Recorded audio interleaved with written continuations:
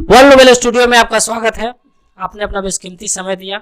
शास्त्री जी आपका भी देखते हैं श्री राम कथा जानकी धाम चैनल से कथा प्रवचन करते रहते हैं और इधर धीरेन्द्र शास्त्री जी भी कथा प्रवचन करते रहते हैं। शायद उनकी आयु आपसे थोड़ी ज्यादा ही होगी, बट आपका प्रवचन सुनने में बहुत रोचक रहता है। मैंने उस चैनल पर गया, श्री राम कथा जानकी धाम चैनल पर, बहुत अच्छा लगा था।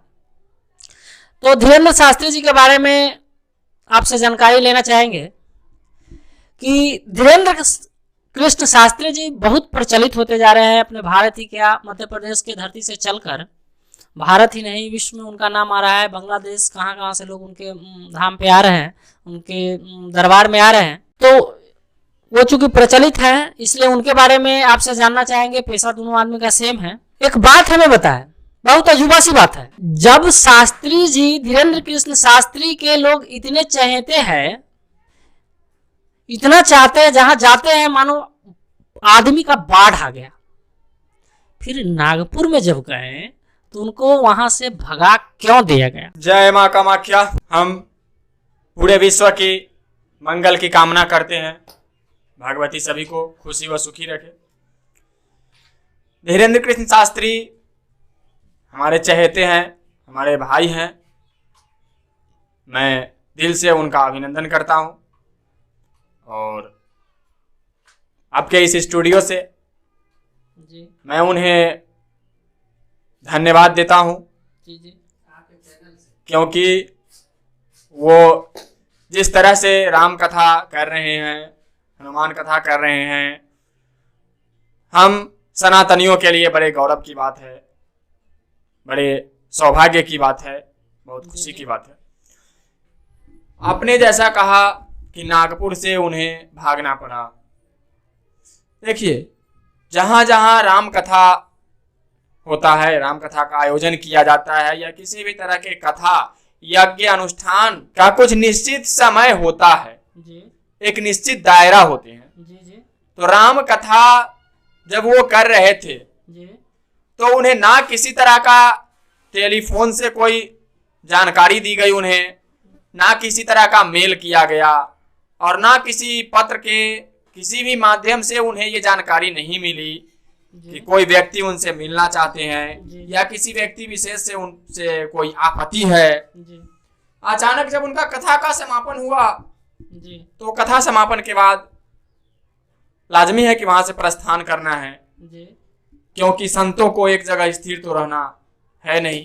जी नदी और संत हमेशा चलायमान होते हैं और चलायमान रहना चाहिए। जी जी इसलिए उन्होंने अपना कथा पूर्ण किया जी और वहां से चले गए। जब गए उस समय तक कोई ऐसा जी नहीं था, ऐसा नहीं है कि वो कथा बीच में छोड़ करके चले गए जी जी या कथा कर रहे थे डर के बाद से भाग गए, जी ऐसा कुछ नहीं है। जब उनके कथा का समापन हो गया जी तो उन्होंने वहां से प्रस्थान किया। इस पर किसी विरोधी दल विपक्षी पार्टी ने जी ऐसा आवंडर बावंडर फैला दिया जी कि धीरेन्द्र कृष्ण शास्त्री वहां से भाग गए, जबकि उन्होंने कथा समापन कथा पूर्णाहुति के बाद वहां से प्रस्थान किया था। इसलिए कहीं से सत्य नहीं है कि किसी डर से या किसी के दबाव में जी आकर के वो वहां से स्थान छोड़ करके चले गए हों। शास्त्री जी आपने अभी कहा है कि वो विरोधी पार्टी ने इसको बवंडर बना दिया। जब लोगों की वो इतने चाहते हैं, जहां बोला है मैंने कि जहां वो जाते हैं जन सैलाब आ जाते हैं, मानो आदमी की बाढ़ आ गई, अफरा तफरी मच जाती है, लोग मरने मारने, मतलब उनको दर्शन करने के लिए, देखने मात्र के लिए इतनी बेचैनी बढ़ जाती है। तो फिर जब आदमी इतना चाहता है तो दूसरे पार्टी, इसमें पार्टी कहां से आ गया अध्यात्म में?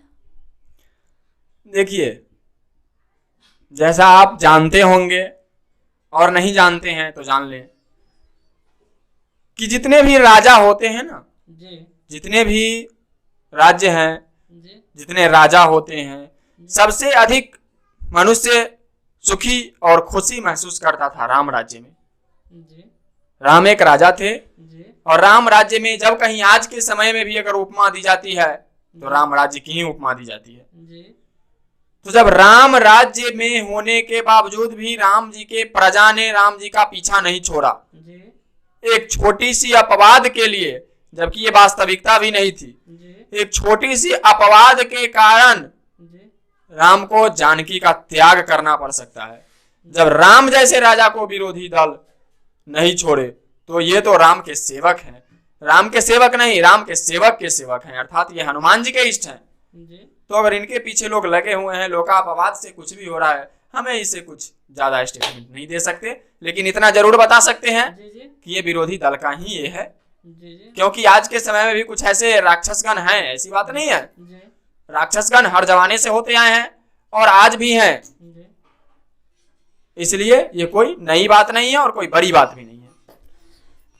तो आपका कहने का मतलब यह है कि नागपुर से उन्हें भगाया नहीं गया, नागपुर से वो स्वतः अपने पूर्णाहुति के, या किसी भी यज्ञ की पूर्णाहुति होती है तो इनका जो दरबार लगा था उसका पूर्णाहुति हुई, इसके बाद वो लौटे थे और ये राजनीति के शिकार हो गए जैसे राम राज्य में हुआ था।